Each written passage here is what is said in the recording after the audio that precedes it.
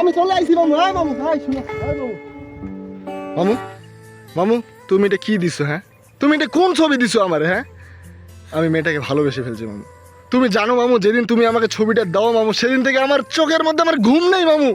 আমি উঠতে পড়তে বসতে ঘুমাইতে হলে শুধু মেয়েটারে দেখতেছি। এই মেয়েটা আমার স্বপনে আসতেছে, আবার আমার স্বপন ভাঙে যাচ্ছে। স্বপন ভাঙে যাওয়ার পর আমি চোখ মেলে দেখতেছি মেয়েটা নাই মামু। তখন আমার মনের মধ্যে যতটা কষ্ট পাচ্ছে মামু, এই মামুটা, এই কষ্টটা আমি তোমার বুঝাইতে পারবো না মামু। মামু ওই বিয়ে আমাকে করতেই ওই মামু, ওই মায়ের স্যার আমার বাঁচুম না মামা। রক্তের শিরায় শিরায় উপশিরে ওই মায়া আমার আমার হৃদয়ে অন্তরে একদম গাঁথে গেছে মামু। ওই মায়েরা আমার লাগবে মামু, যেভাবেই হোক, যত টাকা লাগে যত পয়সা লাগে, ওই মায়েরা আমার লাগবে মামু। ওই মায়েরা স্যার আমি বাঁচুম না মামু। আজকেই তুমি চলো মায়ের বাপের লগে, আজকে আমি বসুম, আজকে কথা কইয়া মামা একটা বিয়ের ডেট ফাইনাল করে আইনু মামা। চলো মামু চলো, বসে আসো কেন মামু, চলো মামু।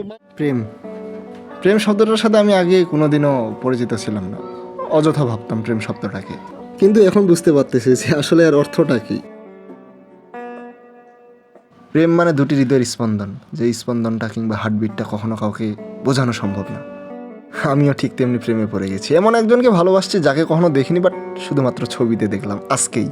আসলে এটা আমি আজকে অনুভব করতে পারতেছি যে প্রেমে পড়তে অনেক সময় লাগে না, মুহূর্তের মধ্যেই যে কেউ প্রেমে পড়ে যেতে পারে। যেমন ভাই আমি এখন তাকে আমি ছবিতে দেখলাম, ছবিতে তার চোখ দুটো দেখে যেন আমার মনে হচ্ছে যে তার চোখ দুইটার মধ্যে আমার ভালোবাসা লুকিয়ে আছে।